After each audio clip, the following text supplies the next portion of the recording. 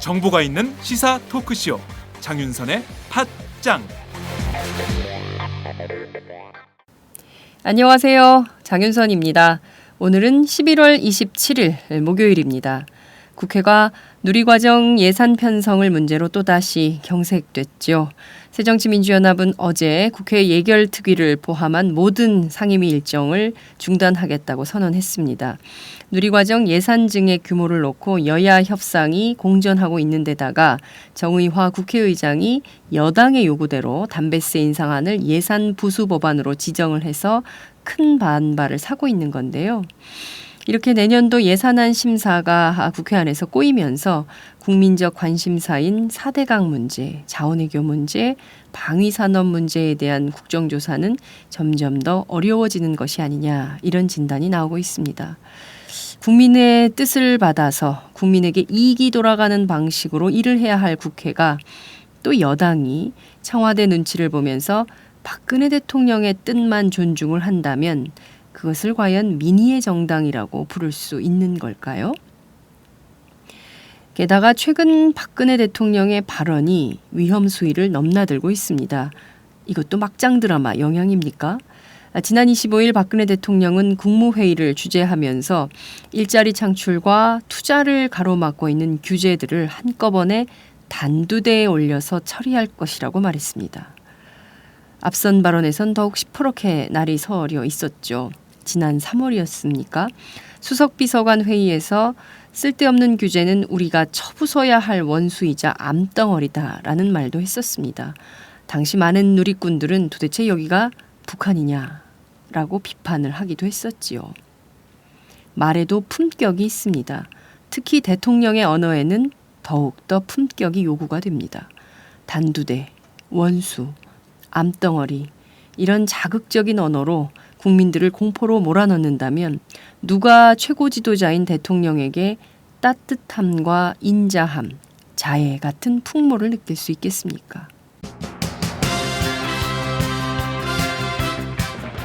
오늘 팟짱은 두 꼭지의 색깔 있는 인터뷰를 준비했습니다. 내년도 정부 예산 감액 심사를 넘어서 현재 증액 심사로 가고 있는 중인데요. 이 증액 심사는 여야 간사와 국회 예결위원장 그리고 기재부 차관 정도의 예산 담당자 넷이서 이름 모를 모초에서 결정을 한다는 겁니다. 이 과정에서 무수한 쪽지 예산이 날아든다는 건데요. 정의당 박원석 의원이 새롭게 규정한 국민 쪽지 예산을 통해서 정말 국민들에게 필요한 예산이 어디에 어떻게 쓰여야 하는 것인지 살펴보도록 하겠습니다.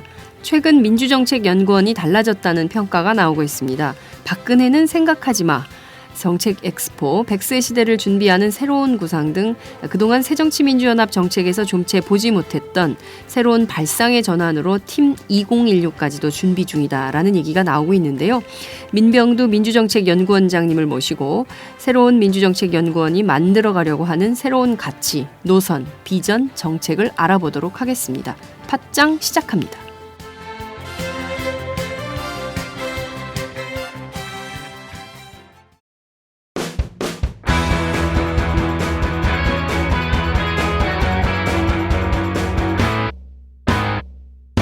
색깔 있는 인터뷰.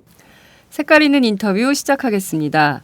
새누리당에 여의도 연구원이 있다면 새정치민주연합에는 민주정책연구원이 있죠. 두 연구소는 모두 각 당의 전략을 짜는 싱크탱크인데요. 국민들한테 그렇게 크게 많이 알려져 있지는 않지만 정치권 안에서는 두 연구 집단의 크기와 능력이 늘 비교 대상이기도 합니다. 지난 대선 때까지 여의도 연구원에 비해서 민주정책연구원이 조금 떨어지는 거 아니냐, 이런 평가가 많이 있었는데요. 그런데 최근 원장이 바뀐 뒤로 민주정책연구원이 조금씩 변화하고 있다는 평가가 나오고 있습니다. 그래서 오늘 팟짱이 자타공인 아이디어뱅크, 안 웃으시네. 민병두 민주정책연구원장님을 모시고 그 변화의 씨앗이 어디로부터 시작이 된 것인지 꼼꼼히 살펴보도록 하겠습니다. 의원님 어서 오세요. 예, 이미 와 있습니다. 네. 아니 근데 제가 그 자타공인 아이디어 뱅크 이러면 살짝 웃어주셔야 되는데 안 웃으셨어. 그래서 당황했어요, 제가. 예, 난 또 새로 생긴 은행이 하나 있는 거예요. 썰렁해. 예, 안 웃겨요. 나도 그거는. 동의해요. 예, 네? 나도 예. 동의해. 안 웃기는 거에 동의한다. 예, 동의. 네. 그 전직 기자 출신이신데요. 굉장히 그 농담보다는 이게 전략통에 가까우시고 좀 날카로우시고 그러셔서 농담이 잘 안 통하는 방송을 오늘 할 수 있을 것 같다라는 생각이 좀 듭니다. 사실 그동안 새정치민주연합 과거의 전신 민주당 통합민주당 뭐 이렇게 계속 이름을 바꿔왔는데요. 정책 기능이 없다 이런 욕을 굉장히 많이 먹었습니다. 국민들로부터. 지금 한 취임한 지 석 달 정도 됐는데요. 연구원은 조금 변화하고 있다. 당하고 연구원이 조금씩 좀 달라지는 거 아니냐 이런 평가가 좀 나오고 있습니다. 그런 평가에 대해서는 좀 어떻게 생각하십니까? 최근에 언론 보도가 많이 나오더라고요. 네. 그 대표적인 게 그 100세 시대를 준비하자. 기존의 틀이 잘못됐다. 시뮬레이션 잘못되고 그래서 완전히 새로운 시뮬레이션 기법과 예측을 갖고 우리 사회를 분석해야 한다. 뭐 나중에 질문하면 또 답하기로 하고요. 이런 연구 보고서가 나왔는데 중앙 언론의 면톱을 차지했단 말이죠. 그렇죠. 그게 이제 제가 우리 연구원들한테 한 얘기인데 여러분들이 일반 연구원에 있다고 한다면 여러분들의 글이 이만큼 큰 비중을 실리지 않는다. 근데 정책 연구원이라고 하는 것이 갖고 있는 위상이 이렇게 큰 거다. 그러니까 자부심을 갖고 일하자. 네. 그러니까 제가 흔히 하는 얘기가 이제 흔들어 깨우자 하는 얘기를 많이 합니다. 우리가 730 재보선 이후에 모두가 패배주의에 빠져 있는데 우리 연구원부터 흔들어 깨우자. 그래서 이제 우석훈 박사 네. 그 88만 원 세대 네. 그 청년 취업과 관련된 어떤 사람들이 희망의 아이콘을 보는 사람이죠. 그렇죠. 그다음 이범 사교육 부담으로부터 해방되는 그런 희망을 갖고 있는 아이콘 비스름하게 되는데 네. 그분들도 이제 영입을 했고 사실 뭐 생명부지였습니다만 네. 처음 만나서 그래요? 네. 그리고 우리 연구원은 이제 회식할 때 구호도 비루투입니다. 비루투. 비루트? 네. 무슨 말이에요? 그 영어란 버추, 포춘하고 버추가 있는데 네, 네. 운명과 덕목이 있는데 네, 네. 나 마키아벨리가 한 얘기예요. 네. 그 라틴어로 하면 비루투예요. 권력을 향한 비상한 의지와 열정. 그래서 우리 비루투 하면 이제 비루투 같이 하고 하이파이브 하고. 그래서 우선 우리부터 하여간 흔들어 깨우자 이 진영을 뭐 그런 자세를 갖고 일하고 있습니다. 네. 그 제가 나중에 질문할 것들을 다 모아서 모두의 설명을 다 해버리셨어요. 역시 선배 앞에서는 질문하기도 두려워요. 전직 기자 무서워. 우리 이제 두 가지 두 갈씩 기사. 여전히 기자의 촉은 안 죽었다 이런 생각이 좀 드네요. 자, 그런데 그 말씀하신 대로 흔들어 깨우자라고 주장을 하셨는데 이를테면 민주정책연구원이라는 데가 워낙 평가가 안 좋았기 때문에 사실 국회의원으로서 굳이 뭐 내가 할 필요가 있어 뭐 이런 생각도 하셨을 법한데 민주정책연구원 내가 가서 좀 바꿔야겠다라고 생각하신 거는 어디에 원인이 좀 있습니까? 참. 네. 너무 근본적인 질문을 하니까 막혔어. 아니 재밌게 하자고 하더니 심각하게 몰고 가고. 예. 그 뭐 그냥 또 오랫동안 쉬었는데 지난 12월 30일 날 전략본부장까지 네. 하고 네. 또 지방선거 때 한 3주 공보단장 하고요. 네. 또 이제 쉬고 있었는데 네. 730 재보선 이후에 방금 말씀드린 것처럼 모두가 이제 패배주의에 빠져 있는데 뭔가 변화가 필요하지 않겠는가. 그래서 당 자체는 당장 변화가 힘들 것 같고 네. 우선 연구원이라고 하는 집단이 갖고 있는 잠재력이 있는데 네. 거기서부터 시작해 볼 수 있지 않을까 하는 생각을 해봤습니다. 네. 그런데 그 되게 막 그런 얘기가 있었잖아요. 여의도 연구원에 비해서 떨어진다라는 얘기를 되게 기자들도 많이 하고 정치권 안에서도 하고 심지어 새정치민주연합 의원들도 뭐 막 조사 같은 거 할 때 여의도 연구원 거 가져와봐 막 이런 얘기들 많이 하고 그랬었는데요. 그렇게 비교당할 때 굉장히 자존심 상하고 기분 나쁠 것 같아요. 민주정책연구원 안에도 일종의 그런 열패감 같은 게 좀 있었나요? 조직 안에. 그것은 별로 없었던 것 같아요. 네. 뭐 있었다고 말씀드릴 수가 없잖아요. 네. 아마 실제 또 가서 만나보니까 그게 별로 없더라고요. 그러니까 가령 6.4 지방선거의 여론조사 예측도가 네. 이쪽이 더 정확했다는 거예요. 네. 지금까지 여의도 연구소에 비해서 민주정책연구원이 밀리는 거는 선거 여론조사의 과학성이었단 말이죠. 그래서 그쪽은 이제 무선 DB를 갖다 쭉 확보를 했다고 합니다. 그 무선 DB를 어떻게 확보했는지 잘 모르겠으나 왜냐하면 정당은 무선 DB를 확보하기 굉장히 어려워요. 우선 불법으로 입수했다고 한다면 어마어마한 문제가 되겠죠. 네. 정당의 신뢰도가 문제가 되잖아요. 네. 다음 두 번째 우리 일부 여론조사 기관에서 하는 것처럼 예. 인센티브를 주고 점수 같은 걸 줘가면서 그렇게 모집을 한다면 기부 행위에 해당이 돼요. 네. 그렇다면 가장 쉽게 구할 수 있는 것이 이제 우리 그 지구당 위원장들이 갖고 있는 네네네. DB를 갖고 하는 건데 그건 굉장히 편향돼 있겠죠. 그렇죠. 근데 어쨌든 그쪽은 갖고 있다고 하니 예. 지금 갈수록 무선 DB가 중요해진 시기가 되지 않았습니까? 그런데 이제 우리가 솔직히 무선 DB를 갖고 있지 못한 거죠. 민주정책연구원 안에는 무선 DB가 없는 거예요. 네, 영업 비밀이지만 네. 실제로 인정할 수밖에 없죠. 그럼 KT 전화 그것만 갖고 있는 거죠? KT 전화는 여론조사 기관 뭐 뭐 우리가 다 다 갖고 있을 수가 예, 있는 거고 예. 지금 근데 KT 여론조사도 힘들어요. 우선 아시다시피 등재율이 70%가 안 되고 다음 두 번째는 평생번호라고 그래갖고 네. 이게 어느 동네 사는 사람인지 알 수가 없어요. 이제는 맞아요. 이사를 가도 그 국번을 갖다 계속 쓰기 계속 때문에 쓰니까. 맞아요. 갈수록 여론조사가 좀 힘들어지는 측면이 있죠. 네. 그래서 거기서 핵심적인 차이가 있다고 하는데 지난번 선거 끝나고 여론조사 기관 사람들을 만났더니 민주정책연구원께 더 100% 맞았어요. 그러더라고요. 아 그래요? 예. 그때 왜 카톡으로 많이 떴잖아요. 뭐 그래요, 민주정책연구원 버전, 버전, 뭐 뭐 여의도 연구소 연구원 버전. 버전. 그 버전이 맞는 거라고 한다면 민주정책연구원이 더 정확했다 하는 얘기를 해요. 그래서 그런 걸 볼 때는 그런 내부에 네. 열패감 같은 건 없는 것 같고 다만 제가 가서 그걸 더 완성도를 높이자. 네. 자, 지금 아까 방금 말씀하셨던 것처럼 정책연구소가 아니잖아요. 네. 전략연구소잖아요. 네. 전략연구소라고 하면 과학적 여론조사가 제일 우선 중요하지 않겠습니까? 그래서 이 과학적 여론조사 할 수 있는 DB의 개발 방법을 찾았고 네. 다음 두 번째는 어떻게 찾았냐, 뭐냐, 결론이 뭐냐 이거는 뭐 그냥 가르쳐 줄 수는 없죠. 뭐 500원 낼까요? 그다음에 우리 이제 데이터 전략국이라는 걸 새로 만들어서 데이터 전략실 그래서 네. 모든 빅데이터를 갖다 수집해 나가는 일을 하고 있습니다. 이제 네. 과거에 지역구별 선거 지형이 왜 차이가 나는가? 그 역대 어떤 선거의 어떤 표를 분석할 뿐만 아니라 네. 거기에 작용했던 요소들이 무엇인가? 그냥 옛날에 뭐 손낙구의 한국사회 정치경제 지도라고 하는 있었죠. 책을 보셨을 거예요. 예, 예. 동별로 맞아요. 뭐 예, 집을 다. 갖고 있냐 안 갖고 예, 있냐인데 예, 예. 그런 요소뿐만 아니라 굉장히 많은 요소를 대입해서 자꾸 시뮬레이션을 해보는 거죠. 80개를 대입한다고 정확한 건 아니잖아요. 네. 투표에 결정적인 요인을 주는 것이 무엇이냐. 갑지역하고 을지역하고 생활 환경은 같은데 왜 갑지역하고 을지역이 차이 나냐. 차이가 나는지. 그러면 자꾸 이런 요소 저런 요소를 집어넣어 보는 거죠. 그래서 그것이 이제 이론적으로는 거의 우리가 이제 틀을 갖춰 나가고 있는 네. 그런 상황입니다. 네.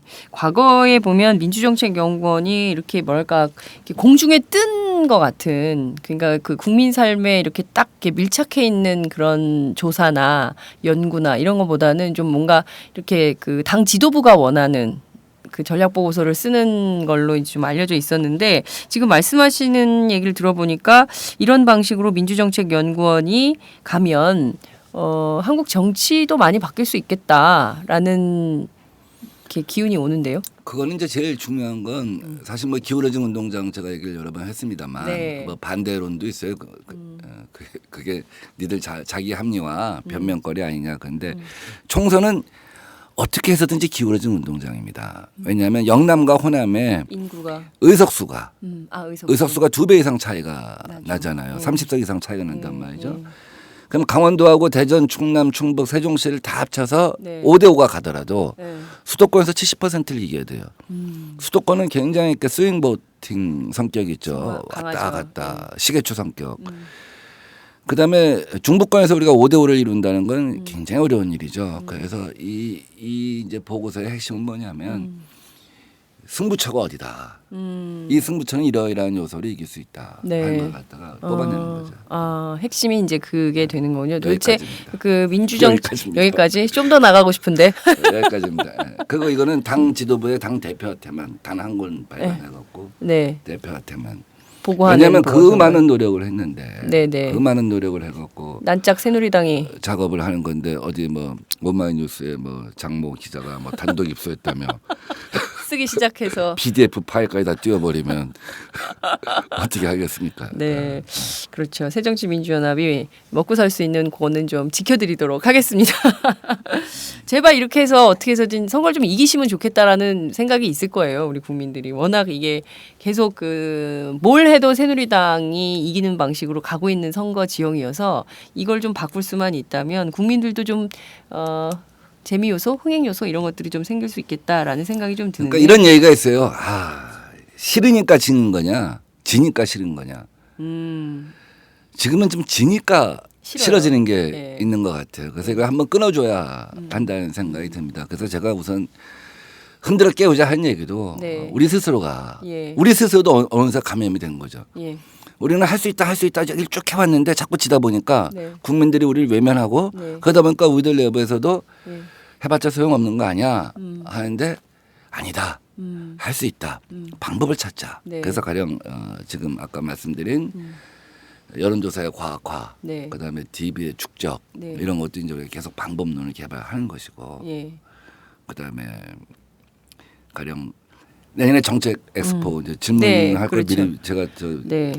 예, 아, 이러면 대답을 재미없어요. 정책 엑스포 원래 정책 엑스포가 재미없어요. 네. 그 스웨덴에서는 한 일주일간 섬에 그러니까요. 한 명이 오가나이징을 한다는데 다 이제 뭐 사실 뭐 인터넷 홈페이지에 들어가서 난 몇 시부터 몇 시 어디 A 무대에서 뭐 혹은 B 스테이지에서 네. 혹은 C 세미나 룸에서 네. 내 걸 얘기하고 싶다 그렇죠. 뭐 예. 신청 받아갖고 네. 이제 하는 거겠죠. 예. 예.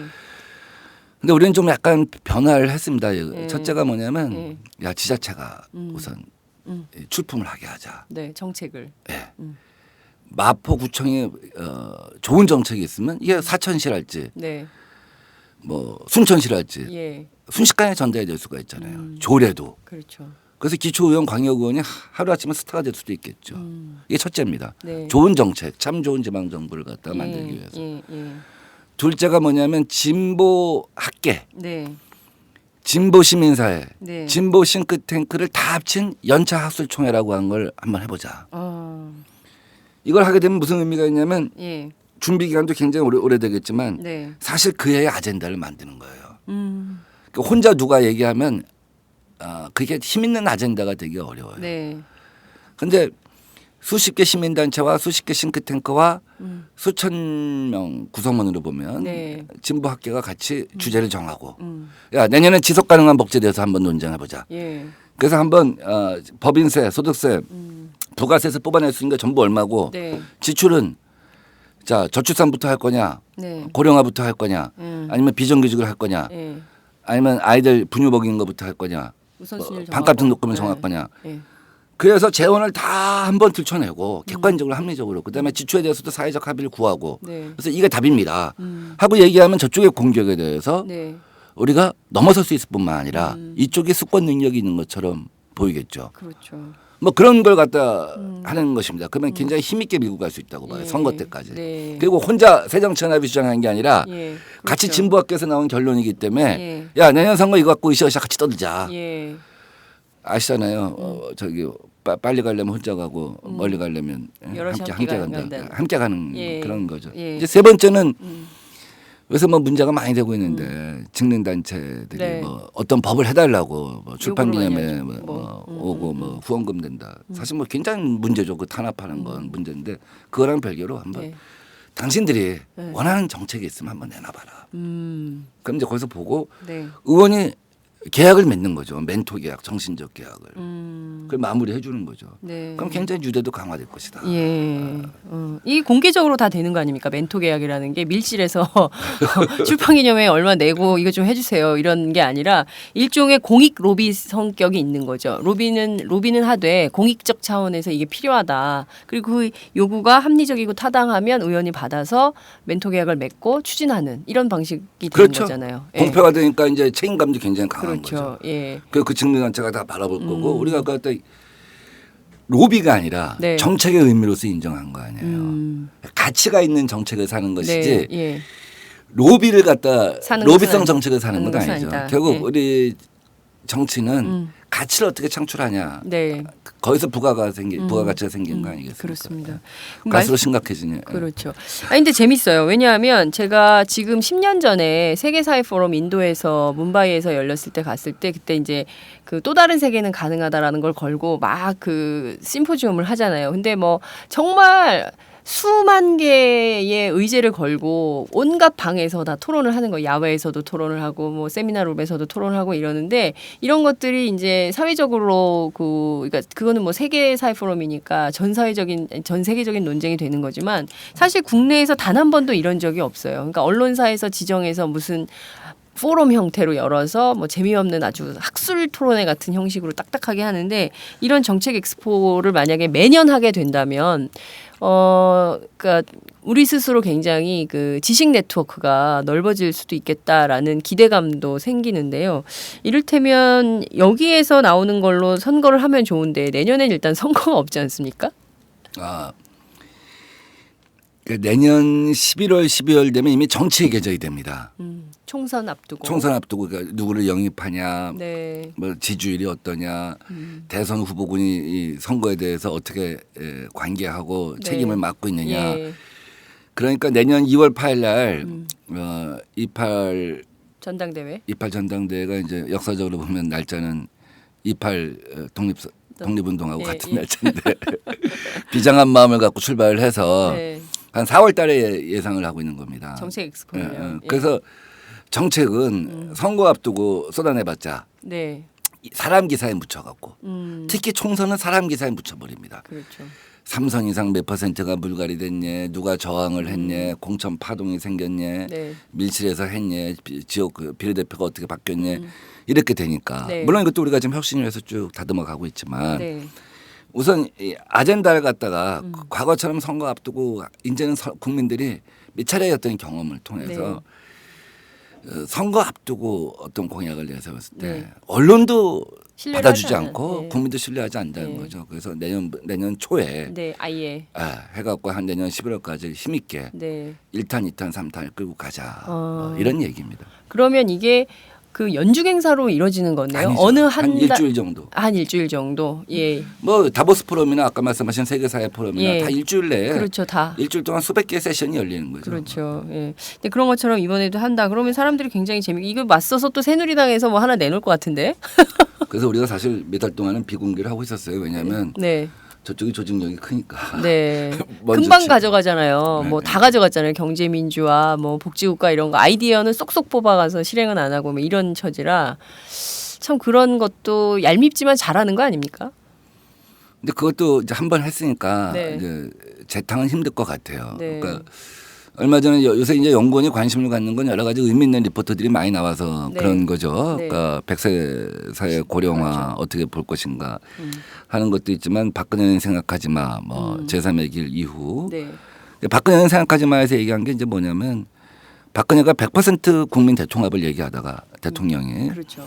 이제는 절반의 국민 보수 우위의 지형에서 절반의 국민 두 개의 국가 두 개의 국민 제가 뭐 작년부터 한 얘기인데 네. 통치 완전히 바뀌었다. 그렇죠.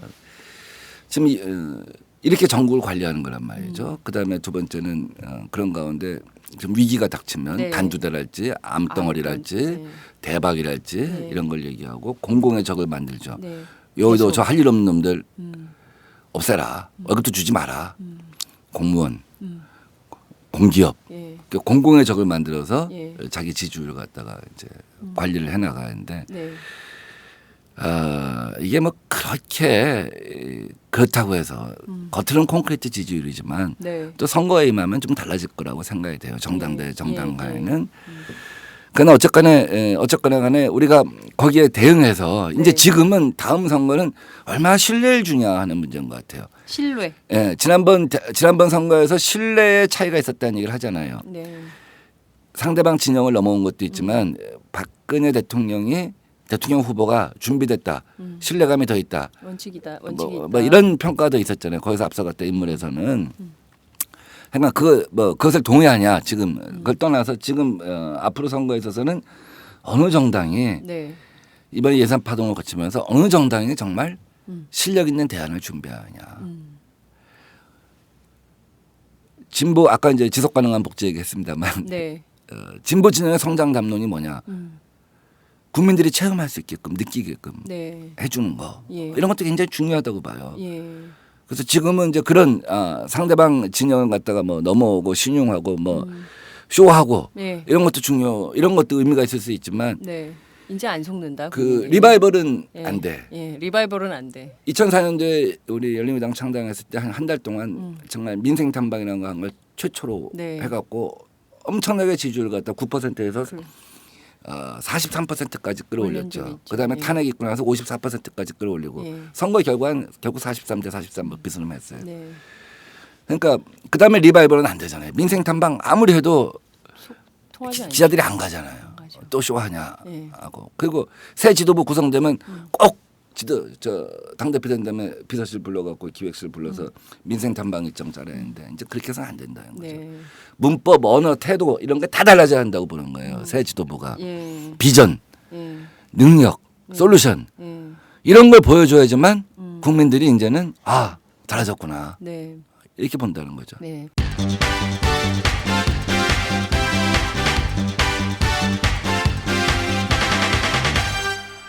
장윤선의 팟짱. 예, 그 굉장히 정확하게 보고 계신 것 같습니다. 문법, 특히 이제 언어, 태도, 능력 이런 것은 정말 이 당이 이제 사람들이 욕하기도 지겨워 뭐 이런 평가를 받고 있어요. 지금 지지율이 19.9%지 않습니까? 새누리당은 42%인데 그 제1야당이고 무려 국회에 130석의 의석을 갖고 있는 정당치고는 이거를 도대체 이 지지율을 용납할 수 있는 건가라는 생각이 들 정도인데 이런 거를 어디로부터 어떻게 연구원부터 이제 시작을 하긴 하겠지만 실제로 당내에서 변화도 이제 추동을 좀 해내야 될 것 같은데요. 실질적으로 정치 안에서 이게 구현되려면 어떤 방법이 좀 있을 수 있을까요? 그러니까 결국 리더십 문제인 로 것 가는 같아요. 거죠. 예. 지금 당내 갈등 문제에 대해서 사실 지도부가 네. 어떤 의미 있고 확실한 정리, 방향 이런 네. 것들 내세우지 못했잖아요. 정리 못하잖아요. 그렇죠. 그러니까 지금 중학교 다니는 학생도 오마이뉴스에 와서 10년 후에 15년 후에 정치부 기자로 하면 딱 발제 준비를 오늘 또 의총 파국 갈등 결론 못 내. 네. 이게 10년이 됐단 말이죠. 맞아요. 그러니까 어떤 사람은 의총이 집단적 지성을 만드는 곳이다. 네. 그러니까 반드시 의총을 통해서 해결해라. 의총 자주 하면 할수록 좋다. 근데 저는 의총 안 하면 할수록 좋다는 게 제 지론이에요. 네. 옛날 국회의원들 지금보다 훨씬 학력이나 뭐 이런 거에서 떨어진다고 볼 수도 있는 네. 죄송합니다. 네. 오해의 소지가 있는데 예, 예. 그분들도 의총에서는 공개든 비공개든 네. 상대방을 향해서 포를 쐈어요. 그리고 지도부에 불만이 있으면 지도부 찾아가서 네. 얘기를 하고 그 지도부 회의에 참석해서 음. 이견을 얘기했는데 네. 지금은 공개든 비공개든 내부를 향해서 총지를. 그게 참 안타까운 거죠. 새누리는 네. 이게 보완제로 보여요. 남경필 원희룡이든 네. 아니면 극우든 네. 하나의 질서가 있다고 보는 거예요. 예. 국민들 내가 먹고 살기 너무 힘든데 네. 또 싸우냐. 음. 맨날 싸우냐. 여야가 싸우는 것도 지겨운데 니들끼리 맨날 싸우는데 어디 내가 어떻게 권력을 주겠냐. 유권자들은요. 왼쪽 유권자랑 오른쪽 유권자는 다수 이념적일 수 있지만 네. 중간에 있는 40%는 그 네. 정당의 태도, 문화, 안정감, 결정의 신속성, 공고성, 일관성 이런 걸 많이 봐요. 네. 그래서 이제 그럼 새 지도부가 어떻게 될 거냐. 네. 그러면서 당내의 어떤 노선 차이에 대해서 네. 분명한 방향을 제시해야 돼요. 그렇죠. 난 이렇게 가겠다. 믿어달라. 네. 이렇게 해야지만 우리가 이길 수 있다. 네. 지금 보세요. 네. 지난번 세월호 협상으로 이제 당 지도부가 코너에 몰렸을 때 네. 리얼미터 조사로 16, 17%까지 내려갔어요. 그래요, 맞아요. 근데 지난주 리얼미터 주간 조사는 23%예요. 네. 근데 이번 주는 19%였지만. 이번 주는 아직 모르겠는데 하여간 뭐 우리 저 문인상 의장님이 네. 비공개 회의에서 그런 얘기 한 적이 있는데 네. 가만히 있으면 지지율 올라가. 아무것도 안 하고 가만히 있으면요? 농담조로 한탄조로 한 얘기예요. 그러니까 예. 제발 갈등 일으키지 마라. 아, 예. 일단 그게 안정이 된 다음에 이렇게 뭐 방향을 얘기하면 함께 따라가는 맛이 있어야지. 네. 그게 정당이지. 무리당 아닙니까? 무리 지어 가는 거 아니에요. 네. 각각 가면 못 따라가는 정당을 합니까? 음. 그럼 개인은 독고다이로 네. 살면 되지. 네. 그런데 당 안에 스펙트럼이 워낙 다양해서 그럼 이 당이 진보냐? 꼭 진보해야 돼? 뭐 이런 논란이 늘 있지 않습니까? 그런데 그러면 이 당의 좌표가 뭐냐? 어느 방향으로 가려고 하는 것이냐에 대한 게 늘 국민들은 궁금한 거예요. 그러니까 그 좌표를요. 네. 진보다 중도다 이런 얘기 할 필요 없어요. 그냥 우리가 서 있는 곳, 난 그게 네. 되게 진보라고 봐요. 개별 의원들이 내놓는 법들을 보면 네. 이 당의 그 경계선을 넘어가는 그런 법을 갖다가 내놓지는 않아요. 그렇죠. 국정감사에서 질문 같은 거 할 때도 이 당의 경계선을 넘어가는 얘기를 하지 않아요. 다만 당내 싸움에서만 경계선을 금도를 넘는 발언을 하는 거예요. 그러니까 네. 대부분의 의원들이 왼쪽부터 오른쪽까지 스펙트럼이 다양하다고 할지라도 네. 기본적으로 이 당에 서 있는 위치를 안다는 것이죠. 거기서 어떤 정책은 좀 더 급진적인 것일 수 있고 네. 어떤 정책은 좀 더 좀 부드러운 것일 수가 있죠. 뭐 정책을 꼭 어떤 정책 하나하나 나와서 이건 진보다 이건 중도다라고 얘기하기는 굉장히 어려워요. 제가 금융실명제 차명 네네. 금지시킨 거 21년 만에 통과시켰는데 네. 이게 진보입니까 보수입니까? 그런 거 뭐 딱 잘라서 말할 수가 말할 수 없잖아요. 없죠. 예. 권리금 지금까지 법을 못 만들었는데 채권 기회의 그러니까 기회의 보장이라고 네. 한 논리를 만들어서 입법 돌파를 했단 말이에요. 그 정부에서도 수용을 했고 네. 이게 진보입니까 보수입니까? 전 이해관계 조율이라고 봐요. 이해관계의 조율이다. 그다음에 불이익의 균형이랄지 이익의 균형 이런 것들을 많이 하는 것이라고 보고 네. 여기서 이익의 균형을 더 심하게 하면 진보라고 볼 수는 있겠죠. 더 세게 가져. 자본과 노동에 의 있어서 이익의 균형을 세게 하면. 예. 네. 이익의 지나친 불균형을 꾀한다면 지금의 이익의 불균형이 너무 가 있다고 보는 거죠 자본 쪽에. 그렇죠. 근데 이거 갖다가 그렇다고 노동 쪽에다 이익의 균형, 이익에 더 많은 이익을 주겠다고 하면 가만히 있겠습니까? 그럼 지금 이 시점에서 이 사회의 흐름과 여론과 인식의 수준에서 이 정도가 이익의 균형이다. 라고 끊임없이 조정하고 해나가는 것이 정치인의 역할이라고 봅니다. 뭐 작년에 24시간 강제 영업 금지 네. 편의점 제가 예. 만들었는데 네. 그것도 굉장히 힘들었어요. 그런데 프랜차이저가 이익의 균형이라고 생각한 거예요. 왜? 뒷골목에서 밤 12시부터 새벽 6시까지 강제 영업을 하게 되면 네. 아르바이트 월급이 안 나오는데 장사가 안 되니까. 그래서 손익분기점 이하인 곳 대개 한 11%가 추산이 된대요. 네. 그쪽은 선택권을 주자. 그러니까 이익의 균형을 갖다 끊임없이 만들어 가게 되면 상대방도 논리상 명분상 그래서 정책 자체는 되게 이쪽 선에 있으면서 현 시점에서 이익의 균형을 많이 도모한다고 봐요. 네. 그렇지 않고 이쪽에 완전히 유리한 예. 이익의 불균형을 꾀하는 법이 있을 수 있어요. 그거는 진보적일지 모르지만 법안으로서 완성은 잘 안 되죠. 그래서 하여간 저는 되게 진보적이라고 봐요. 근데 거기서 솔루션, 네. 해결 능력. 해결 능력. 네. 이 정당에 있잖아요. 스타도 많고 네. 어떤 법안이 하나 딱 있으면 한 3개월, 4개월 쫙 밀고 들어가서 네. 사회적으로 실태 조사도 하고 그다음에 피해자 청취도 하고 네. 여론을 갖다 환기시켜가면서 국면을 하나하나 바꾼다는 느낌. 네. 새정치 국회의원들 몇몇이 모여서 예. 야 저들이 세상을 바꾸는 거야 하나씩 예. 이걸 보여주는 게 전 중요하다고 봐요. 그걸 안 보여주니까 사람들이 답답해하는 거죠. 그래서 저는 당 지도부가 아니라 오히려 원내 지도부가 예. 원내 정당이면 예. 1년씩 원내 대표가 하게 되니까 소모품이 되는 거예요. 서로 딱 정기국회 때 예산 싸움하고 땡. 딱 갈등하고 끝나고. 예. 근데 원내 정당이라고 한다면 실제로 원내 대표가 한 2년 정도는 해야 되는 거예요. 10년 동안 정치를 꿈꿔와서 내가 만들고자 하는 세상이 있어. 네. 상대방도 그래. 네. 그래. 그럼 주자. 네. 니들도 복지를 얘기하고 우리도 복지를 얘기하는데 니들도 사회적 대타협을 얘기하고 우리도 얘기하는데 너 임기 2년 동안 내 임기 2년 동안 하자. 근데 이제 가령 뭐 대표랑 수석부 대표는 런닝메이트를 뽑는다든지. 네. 왜냐하면 수석부 대표는 마치 밑에 간사처럼 비춰지니까. 예. 정책위의장도 직선으로 뽑고 뭐 연구원장도 직선으로 네, 뽑고 네. 그래서 원내 오역이랄지 뭐 이렇게 딱 돼갖고 원내 오역이 지금 최고위원처럼 네. 발언권도 더 강하고 네. 전체적으로 한 2년 동안 정책을 갖다 리드해 나가면 의원들도 속속히 파악할 거고 의원들이 어떤 법을 만들었을 때 야 그 법 괜찮아. 네. 이건 그린라이트. 네. 이거 다 모여 집중해. 저쪽에서 어떤 법을 냈는데 이건 레드라이트 우리한테는 레드라이트야. 예. 이거 저쪽에 넘겨주면 주도권 넘겨주면 안 돼. 예. 이건 뭐 물타기래. 예. 비싼 법을 내서 위원회 대안으로 예, 나가게. 예. 뭐 뭐 이렇게 이런 해서 예. 이렇게 해서 해야지 원내가 좀 살아있는 느낌을 받을 것 같아요. 그렇게 정당의 재구성을 해야 한다고 생각하는 거예요. 예. 그러니까 지금과 같은 방식으로는 이게 뭘 일을 한다고는 하는데 누가 뭘 하는지도 잘 모르겠고 다 정말 개별 의원별로 각계 플레이는 굉장히 열심히 하고 있긴 한데 이 정당 안에서 누가 어떻게 숨쉬고 조율하고 합의해 가는지는 잘 안 보이는 거죠. 국민들한테. 그래서 제가 이제 궁금한 게 왜 우리는 개인전은 되게 잘하는데, 이기는데 단체전에 가면 맨날 지냐. 예. 그 결국 단체전에 지는 거는 감독의 문제 아닙니까? 그렇죠. 조직력의 문제 아니에요. 작전의 문제고. 네. 근데 거기서 그걸 갖다가 저는 당은 선거 관리하는 데잖아요. 네. 당은 참 사실 입장이 난처해요. 예. 결국 원내에서 잘해야지만 선거에서 당이 이기는 건데 물론 이제 공천이 제일 중요하죠. 중요하죠. 공천 관리가. 예.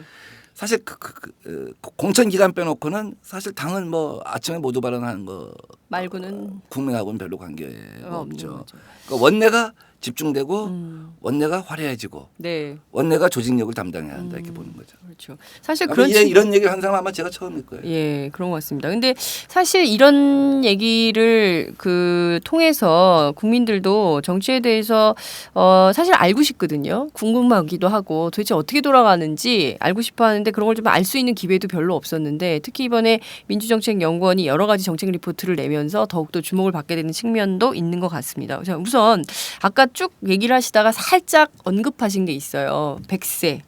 120세 시대 준비위원회 이게 도대체 어떤 건지 우리 사회를 어떻게 보고 어떤 방식으로 가져가려고 하는 것인지 이를테면은 그 민주정책연구원이 보는 뷰포인트가 좀 나오는 것 같거든요.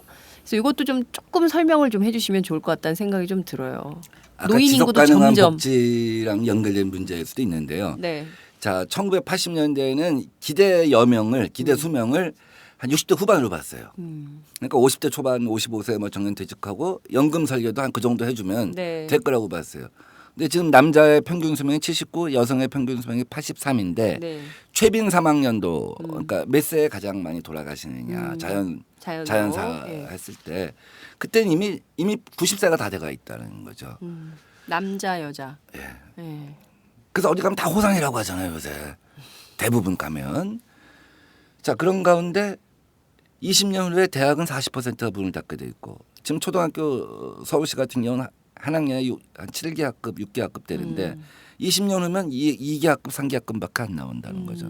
이건 거의 재앙이죠. 네. 그 노인들은 지금 사실상 통계청 그 보고서에 의하면 70세까지 일하고 있다는 거죠. 네. 근데 노인형 일자리는 없다는 거죠. 그럼 이거 어떻게 할 거냐. 사회가 기초노령연금 새정치 방식대로 하든 대선 네. 공약대로 새누리 방식대로 하든 기초연금 해갖고는 먹고 살 수가 없어. 지탱이 안 돼요 사회가. 예. 그러면 70세까지 일할 수 있는 사회적 인프라를 깔자. 예. 지금은 경로당 가서 어린이집 가서 2시간 뭐 식사 돌보미 이거 하고 혹은 아침에 녹색 엄마 옆에서 깃발 들어주는 거 뭐 이렇게 해서 한 2, 30만 원 많으면 4, 50만 원 받는 거 정도가 전부 일자리인데 네. 하여간 사회 R&D가 첨단 산업 쪽만 갈 게 아니라 노인형 산업 노인이 하루에 5시간 6시간 일할 수 있는 단순 임가공업들 같은 걸 네. 이런 걸 많이 발굴해내고 사례에 갖다 수집해서 예. 그걸 많이 깔아줘야 한다. 예. 일단. 그래서 나이 드신 분들이 70세까지 한 달에 그때 한 50만 원이든 80만 원이든 받아서 네. 일할 수 있어야 한다. 플러스 기초 노령연금 받고. 예. 그 정도는 돼야지 이제 노인 자살률 예. 노인이 불행한 사회 50%의 노인이 빈곤한 사회에서 벗어나지 않겠느냐 예. 하는 얘기입니다. 그럼 쭉 다시 이제 밑에까지 가면 네. 자 지금 뭐 누리과정 갖고 이제 말도 많고 탈도 많고 그러는데 네. 지금 7살이면 한글 다 깨우쳤고 다 건강하잖아요. 그러면 학령을 갖다가 7살로 낮추면 안 되겠느냐. 초등학교 학령을. 네. 그럼 복지비가 우선 6, 7천억이 줄어들잖아요. 네. 다음 두 번째는 사회 진입, 노동 인구가 네. 1년치가 더 늘어나잖아요. 뭐 등등 이런 전체를 갖다가 네. 재설계하자 하는 문제의식인데 그 보고서가 아주 좋아갖고 네. 기존에 나왔던 뭐 저출산 고령화 사회 어떤 그것보다도 짧지만 강하고 내일 모레 이제 지금 2탄이 또 나오는데 네. 그리고 이제 그 연장선상에서 우리 연구원 산하에 청년연구소, 실버연구소, 소상공인연구소가 있는데 실버연구소에서 네. 김현미 의원이 소장인데 이제 거기서 100세 사회 TF를 갖다 만들어서 네. 구체적으로 100세 사회에 대한 설계를 네. 갖다 해나가죠.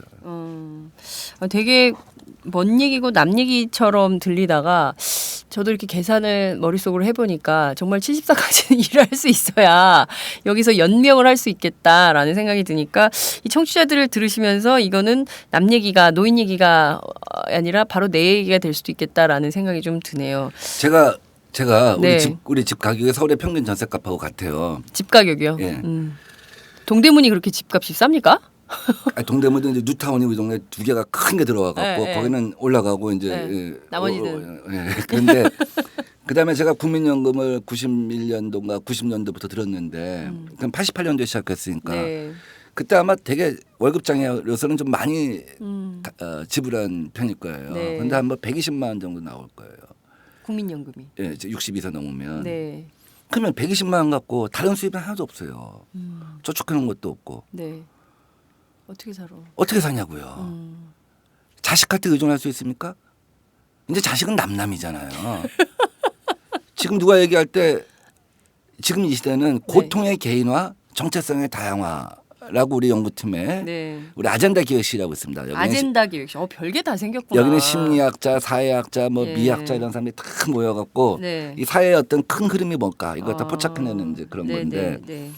여기서 이제 그 중에 한 분이 박사가 그렇게 규정을 해요. 옛날에는 이웃이 가족이 네. 나의 버팀목이 돼줬는데 네. 이제 고통을 완전히 국가도 책임 못 지고 책임을 안 져주잖아요, 국가가. 국가는 책임 안 져주고 네. 자식 새끼들은 나 몰라라 하고 이웃은 남남이 됐고 네. 이웃 사촌도 없어지고 네. 그러면 고통의 개인화 아니냐. 네. 정체성은 강아지랑 사는 사람 뭐 등등 너무 다양하잖아요. 그렇죠. 강아지랑 사는 사람 많아요 요새. 고양이랑 사는 사람. 그래서 이런 사회의 어떤 사람들의 흐름과 네. 소구를 파악해내고 거기서 뭔가를 건드려줘야 한다. 네. 어디서 건드릴 거냐. 이런 고민들을 많이 해요. 그래서 우리가 이제 나정치라고 좀 있으면 뜨는데 네. 나는 정치다. 나정치가 뭡니까? 나는 꼼수다? 뭐, 약간 가제가 그렇습니다. 나는 정치다. 이게 우리 뭐야 저 이게? 이범 원장이 주도해갖고 네. 이제 곧 시작할 텐데 예. 경쟁 방송 생기나 이거? 그냥 주로 정책 토크예요. 정책 토크. 정책 토크인데 저희도 정책인데. 거기에서는 아주 재밌는 그 생활상의 법안들을 갖고 국민들이 정치는 혐오의 대상이거나 네. 멀거나 네. 싸우기만 하거나 네. 혹은 너무 거대 담론 갖고 혹은 해결할 수 없는 법안들 갖고 싸우는 것이 아니라 너무 먼 얘기만 하니까. 내 법안 갖고 싸우는구나. 아. 내가 대부분 국민들이 갖고 있는 관심 법안이라고 하는 건 어떻게 보면 내 생활과 관련된 그렇죠. 거잖아요. 단통법이라든지 등등등등. 맞습니다. 네. 그래서 이런 걸 갖고 이것도 또 너무 많은 걸 오늘 나와서 네. 얘기해갖고 빨리 얘기하세요. 연구원- 쭉쭉 풀어. 40분 다 다 됐네. 풀어주세요. 연구원 가서 혼나겠다. 네. 네. 하세요 빨리. 다 풀고 가세요 빨리 오늘. 하여간 뭐 그런 네. 것들을 우리가 이렇게 네. 많은 시도를 해보고 있어요. 그래서 연구원에 있는 우리 사람들도 되게 재밌어하고 네. 아니 근데 정말 듣기만 해도 우리 민주정책연구원이 달라졌어요. 라는 생각이 들 정도예요. 과거에 사실 저도 이제 제가 새정치민주연합 출입한 게 몇 년입니까? 보면 연구원 안 간 지 되게 오래됐어요. 연구원에서 나오는 보고서 있어도 그냥 인용할 거 있으면 뭐 한두 문장 뭐뭐라며 뭐뭐라고 했다. 요 정도로 인용하고 넘어가지 뭐 길게 뭐 그 한 적이 없는데 지금 말씀하시는 얘기를 들어보니까 약간 그 시민단체적 발상 인 것 같아요. NGO 같은 느낌을 받아요. 정말 다종다기한 영역에 뭐랄까 이 그 감각들을 자고 있는 감각들을 다 깨워주는 거 손끝 발끝에 있는 것들을 이렇게 깨워주는 것 같다라는 생각이 좀 드는데요. 정말 재밌네요. 나는 정치다. 요거 기대된다. 살짝 홍보 같은데? 우리가 낚인 것 같아. 그런 것도 있고 이제 그 네. SNS 워룸하고 네. 플랫폼 네. 요 작업을 같이 하고 있죠. 그래서 정말 디지털 퍼스트. 그러니까 이제 사실 2004년 2004 대선 2002년 대선 때 네. 그러니까 우리가 대학생 같고 인터넷에서는 네. 저쪽이 초등학생 같았는데 네. 지금은 저쪽의 주변 인구도 음. 고관여 인구도 네. 저쪽이 더 많은 것 같고 저쪽이 유통망도 더 잘 갖추고 있고 네. 생산망도 더 잘 조직화되어 있는 것 같아요. 네. 그래서 디지털 퍼스트에 대해서는 문희상 위원장이 크게 결심을 하셔서 네. 몇 차례 저 PT를 듣고 네. 그 결단을 해서 이제 뭐 나정치를 포함하여 몇 가지 버전들이 이제 하나씩 네. 선을 보일 겁니다. 이를테면 디지털 정당 연구원에 이제 홍종학 부원장이 예. 당의 그 문병호 전략홍보본부장이 팀장이 되고 네네네. 또 그 개념 뭐 방향 이런 거 우리 연구원의 부원장 두 분이 가셔서 이제 네. 많이 도와주고 있죠. 그러니까요.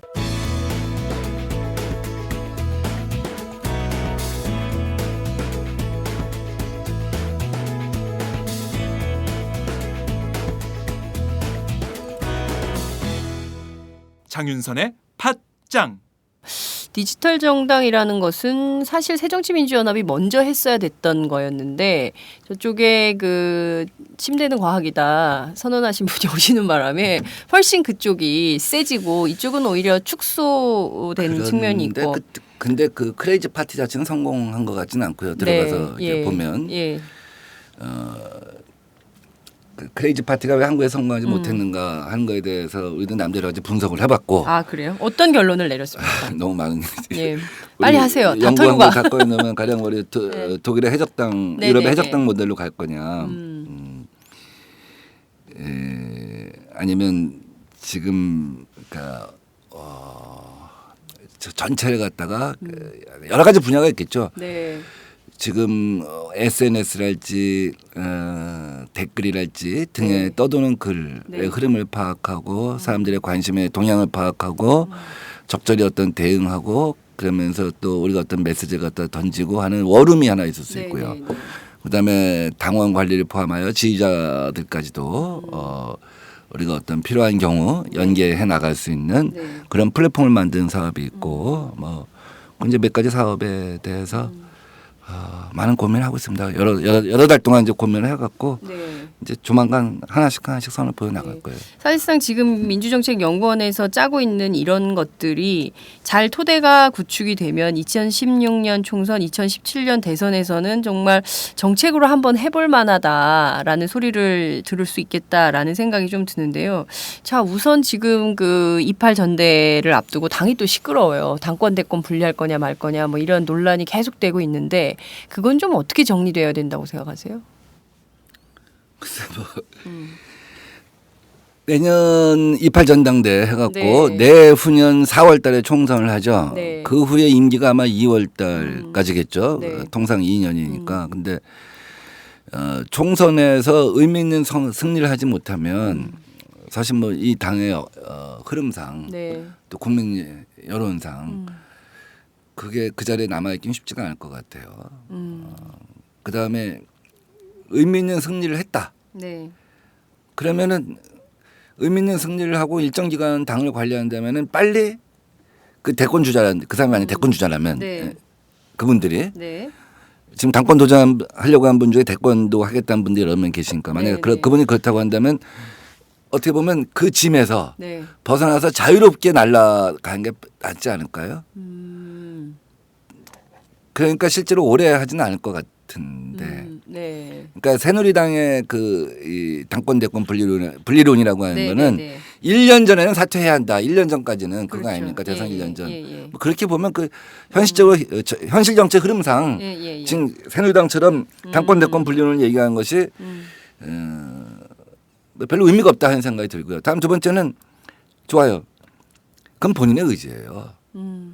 본인이 기회일 수도 있고 짐일 수도 있잖아요. 네. 총선 승리를 이끌면 엄청난 기회일 수도 있죠. 네. 또 기회가 또 오만이 돼갖고 또 정치는 망할 수도 있고. 정치는 정말 생물이라고 하잖아요. 네.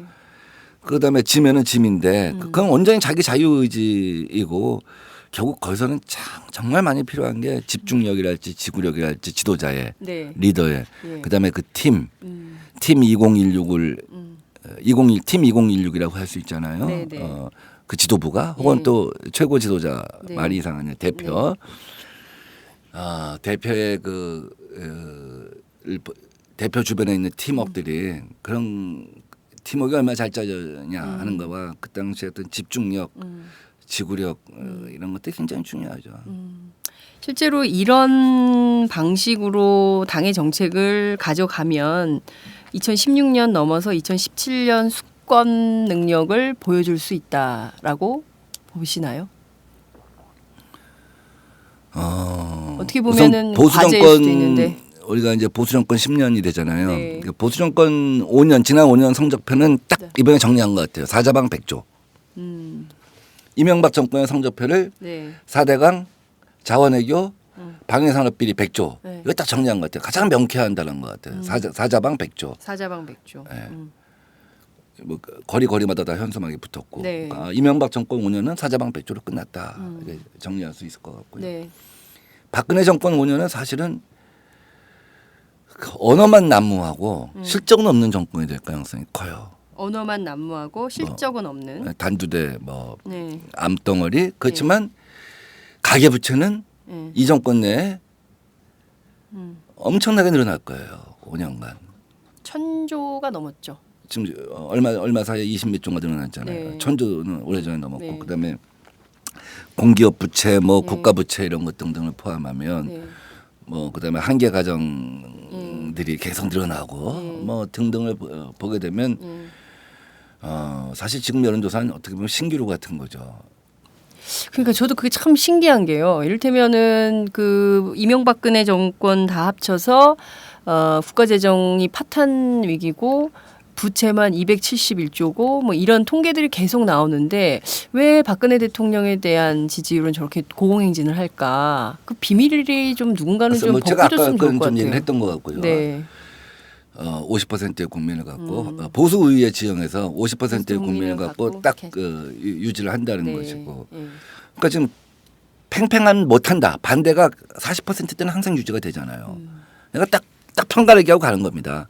그리고 위기 상황 이런 거 있으면 국면을 돌파하는 거죠. 네. 언어 갖고 통일대박론, 단두대론, 뭐 규제 완화론, 네. 그다음에 공공의정 만들기, 네. 뭐 등등을 딱 50% 안팎의 지지율 갖다 유지해 나가는 거죠.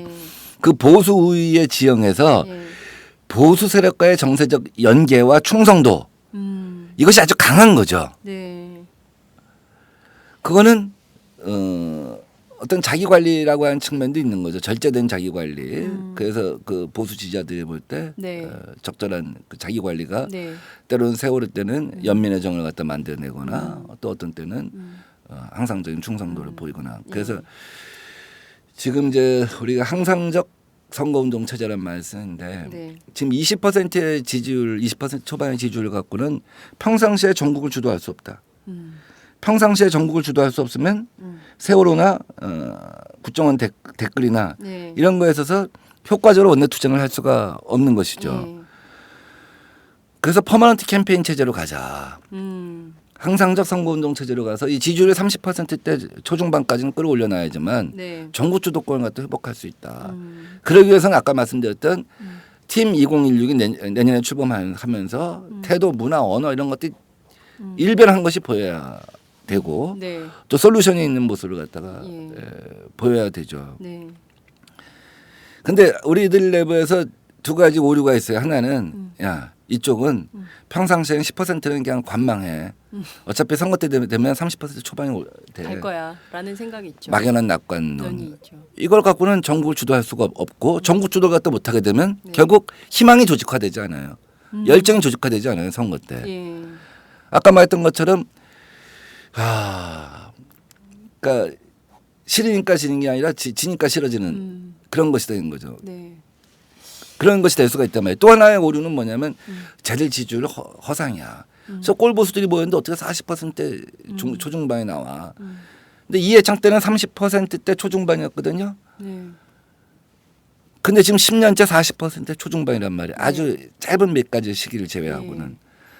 이거는 새누리라고 하는 정당 집단은 국민들이 그러니까 꼴보수가 모여 있는 정당이 아니라 굉장히 중도까지 막 나가는 중도 보수 정당으로 인식하고 있고 그것이 굉장히 오랜 기억을 갖고 있다라는 것이 되거든요. 근데 그렇다고 공격해서 허문다. 물론 야당이 잘 공격해서 허물 수 있죠. 네. 뭐 사자방백조도 해서 허물고 막. 근데 공격하지 말자는 얘기 아니에요. 제가 이런 얘기는 자꾸 공격 안 하겠다는 얘기로 붙여지는데 네. 공격만 해서 반사 이익을 얻는 게 아니라 실력으로 이익을 얻는 것. 이걸 기본으로 해가면서 네. 실력을 기본으로 해서 이익을 되게 어려운 얘기지만 네. 이익을 얻을 때 공격도 펀치력이 2배, 3배가 되는 거죠. 예. 10분 더 지났다. 예. 그 괜찮습니다. 팟캐스트라서 재밌어서 그래요. 이를테면 실력으로 이익을 얻어준다면 아니 누가 야당을 싫어하겠습니까? 국민적 이익이 이렇게 이익의 불균형이 이렇게 심화된 상황에서 자본의 논리로만 모든 게 가는 이 국면에서 새정치민주연합이 실력으로 국민적 이익을 가져온다면 저는 굉장히 뜨거운 지지를 받을 수 있을 거라고 생각을 해요. 그런데 과연 실력을 보여주고 있나?에 대해서는 여전히 의문점이 있는 거죠. 비판만 하는 정당 여전히 그런 이미지가 있는 거 아닙니까? 그러니까 원내대표 아까 제가 자꾸 말씀드렸습니다만 네. 뭐 그렇게 구조가 바뀌지 않는다고 하면 네. 당이면 당이 한 10명만 잘 조직화해서 있잖아요. 10명, 의원 10명. 네. 당대표가 봤을 때 참 똘똘한. 저 에이스다. 네. 에이스 한 10명만 잘 조직화해서 니들 다음 달에 뭐 하냐 다 준비를 해갖고 네. 그런 걸 잘 이렇게 조직화해서 한 3개월만 야 내 당대표 된 다음에 비서실하고 저 전략기획국에다가 일정 짜 저기 다음 어느 시장 가고 어디 가고 뭐 이게 아니라 네. 정말 한 국회의원 10명한테 3개월 동안 우리가 한번 어떤 솔루션을 보여주자. 네. 그 태도 문화가 다른 거 보여주자. 네. 한번 그거 네가 할 수 있는 게 뭐니? 나를 위해서 뭘 해달라고 하지 말고 네가 제일 잘할 수 있는 게 뭐니? 그거 좀 비축해뒀다가 네. 내가 당대표 됐을 때 너도 빛나게 해줄게. 내가 같이 뜨자. 네. 같이 뜨자. 아니 뭐 네. 당대표 이미 얘기된다. 떠 있는 거니까. 네. 근데 그 반면에 이제 우리 같은 경우 또 뭐하냐면 연구원에서는 연구원 인력은 한계가 있잖아요. 네. 근데 야, 팀 2016을 위해서 보좌관 한 명, 각 방에서 한 명씩 보내줘. 아무도 안 보내줘요. 네. 근데 보좌관은 자유시장 체제입니다, 사실은. 자유시장 경쟁에서 살아남은 사람들이에요. 네. 국정감사든 뭐든 네. 다. 그러니까 대단한 사람들이에요. 어쨌든 자기 분야에서는 다 경쟁력 있는 그렇죠. 사람들이란 전문성도 말이죠. 있고. 예. 근데 그걸 갖다 한 명씩 보내달라면 안 보내줘요. 네. 제가 이렇게 열정을 보이면서 의원들 만나서 밤에 밥 먹고 술 먹으면서 형님 누나 그 방에 보내줘. 보좌관 중에 에이스가 누구야? 아, 그 친구 뭐가 전문가야? 오케이. 그래서 자꾸 브라운백 미팅 같은 걸 만들어 가려고 한 거예요. 연구원에. 그 사람들 뭐 파견 안 되죠. 그러니까 하루에 이제 내년도는 이제 벌써 이미 선거철로 들어가니까. 네. 그 이미 지역위원장 선거하고 있지 않습니까? 좋은 네 방에 좋은 정책이 있으면 좋다. 이렇게 같이 연계해서 좀 네. 같이 해보자. 뭐 이런 네. 얘기도 해보려고 하는 겁니다. 아, 예, 여하튼 지금 말씀을 쭉 듣다 보니까 정말 새정치민주연합 그동안 지난 2012년 대선 패배 이후에 줄줄이 사탕으로 계속 선거 질 때마다 도대체 이 당의 비전이 있냐, 가치가 있냐, 차라리 망하지도 않는 게 더 문제다. 뭐 이런 얘기까지 이제 극단적 평가까지 나온 상황인데요. 어찌됐든 지금 민병두 의원께서 이렇게 결심을 하셔서 정책을 또 당의 문화를 또 당의 언어를 기자 출신이니까 이런 걸 슬슬 다 이렇게 바꿔나가면 어느덧 어쩌면 이 당이 우리한테 조금 더 삶에 도움이 되는 정당으로 변화해 있을 수도 있겠다라는 기대를 좀 해보게 됩니다. 어느덧 말씀하신 가운데 1시간이 다 돼가고 있어서요. 이제는 좀 정리를 좀 해야 될 것 같은데요. 요거 좀 하나하나 다 까보고 싶은 욕심이 있어요. 그래서 오늘은 이렇게 러프하게 좀 큰 틀에서 총론을 말씀을 해주셨는데요. 다음번에는 연구원에서 하나씩 리포트가 나올 때마다 팟짱에 출연하셔서 이거 설명이 좀 필요해요. 우리 연구원 부원장들 자주 모셔요. 네? 또 나와요. 다양하게 출연을 해주시면 좋을 것 같다는 생각이 좀 들고요. 오늘 그 첫 번째 출연이시고 또 앞으로 자주 출연하실 걸로 믿으면서 마지막으로 한 말씀 부탁드리고 정리하도록 할게요. 저랑 같이 비루투하고 하이파이브 하면 됩니다. 비루트. 비루투. 나 이런 뭐야 잘 안 된다 소리가 안 난다. 청취자들 향해서도 한번 해야 될까? 한번 해볼까요? 하나 둘 셋. 비루트. 예 마치겠습니다. 네, 감사합니다.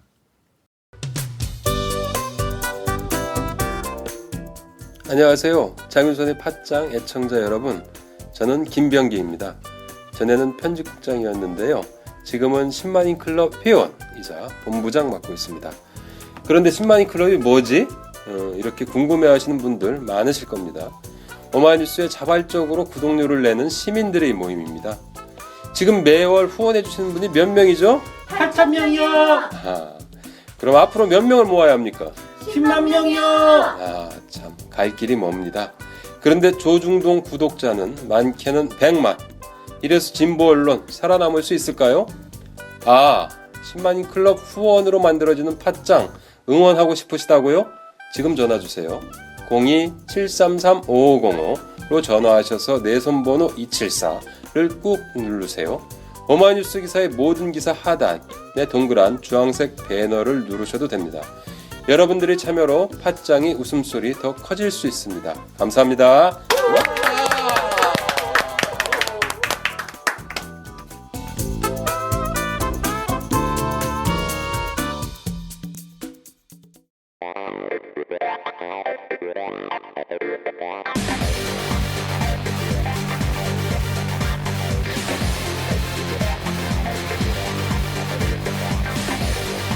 정보가 있는 시사 토크쇼 장윤선의 팟짱.